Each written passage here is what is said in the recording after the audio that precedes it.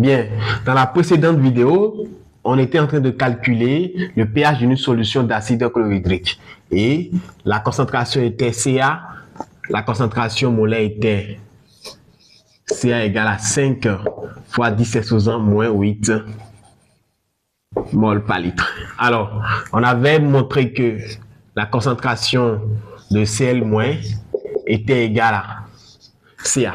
Alors, pour ceux qui n'ont pas encore regardé la vidéo est toujours sur la chaîne. Essayez de faire un tour pour consulter la vidéo. Alors, après cette étape, en réalité, nous allons maintenant utiliser la relation d'électroneutralité. Alors, d'après la relation d'électroneutralité, on aura concentration de H3O+ égale à concentration de OH- plus concentration de plus la concentration de Cl-. Alors, la concentration de Cl- ça donne Ca. Et ici, on sait que concentration de OH-, ça va faire Ke sur concentration de H3 plus que le produit ionique de l'eau, ça fait concentration en ion OH- fois concentration en ion H3 plus. La concentration en ion OH- ça va faire Ke sur concentration en ion H3 plus. Et nous savons aussi que la concentration en ion Cl- a donné Ca. Bien, donc nous allons remplacer tout dans cette équation et ça va donner concentration en ion H3 plus égale à Ke sur la concentration en ion H3 plus Ca ici. Alors, nous allons maintenant rendre les deux au même dénominateur. Donc, ça va faire concentration en ion H3 plus égale à Ke plus Ca fois la concentration en ion H3O plus. Ici, le tout sur la concentration en ion H3O plus. Bien, donc nous allons faire produit des extrêmes égal à produit des moyens. Et si nous faisons ça, ça va donner en réalité ici produit des extrêmes égal à produit des moyens. Si nous faisons ça, ça va faire en réalité concentration de H3 plus au carré égale à Ke plus Ca fois la concentration en ion H3 plus. Alors, ici, nous allons envoyer tout dans ce même membre. Ça va faire ça au carré. Ici, j'envoie d'abord Ca. Ça va faire moins Ca. Ici, fois la concentration en ion H3 plus moins Ke égale à 0. Alors, ici, nous avons une équation de second degré. Et ici, notre A, c'est égal à 1. Notre X n'est rien d'autre que la concentration en ion H3 plus. Notre B, ça fait moins Ca. Et notre C est égal à moins Ke. Alors, ceci étant, nous allons calculer d'abord le discriminant delta. Donc, ça fait B au carré moins 4AC. Ça fait moins Ca au carré moins 4A qui est égal à 1. AC qui est égal à moins Ke. Donc, ça fait finalement Ca au carré plus 4Ke. Alors, on voit ici aisément que le discriminant est supérieur à 0. Pourquoi? Parce que Ca est supérieur à 0 et le V au carré, ça sera encore supérieur à 0, plus encore 4Ke qui est supérieur à 0. Donc, le discriminant ici est supérieur à 0. Alors, nous avons en temps normal deux solutions distinctes. Ici, nous allons appeler la première solution H3O plus 1, qui va faire moins B. Moins B, ici, le B étant égal à moins Ca, le moins B, ça va faire maintenant, moins Ca, ça va faire Ca. Moins maintenant, racine carrée de delta, ça fait racine carrée de Ca au carré plus 4Ke. Ici, sur 2A, 2 fois 1, qui fait 2. Alors, nous allons calculer, en réalité, nous allons calculer ici.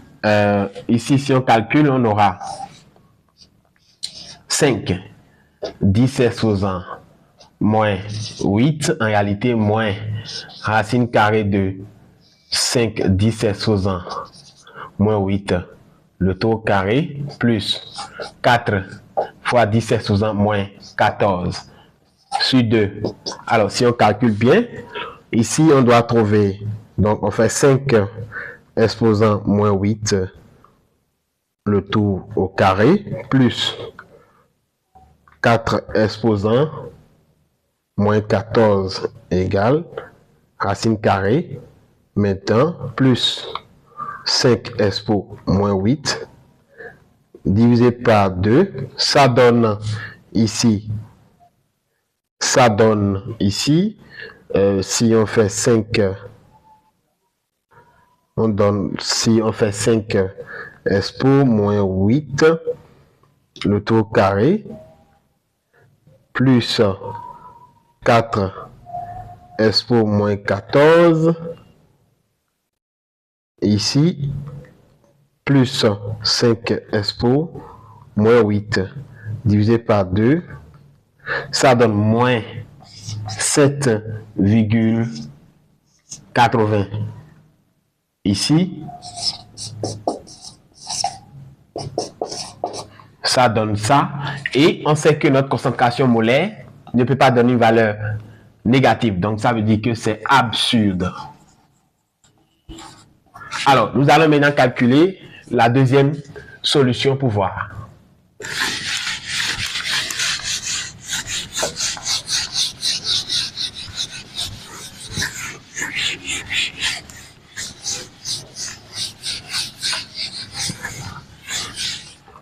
Alors, la deuxième solution, ici, concentration en ion H3 plus 2, ça va donner moins B qui fait Ca, plus racine carrée de ici Ca au carré, plus 4 fois Ke, le tout sur 2A qui fait 2. Donc, ça fait ici 5 fois 17 supposant moins 8, plus racine carrée de 5 17 supposant moins 8, le tout au carré, plus 4 fois 17 supposant moins 14 sur 2.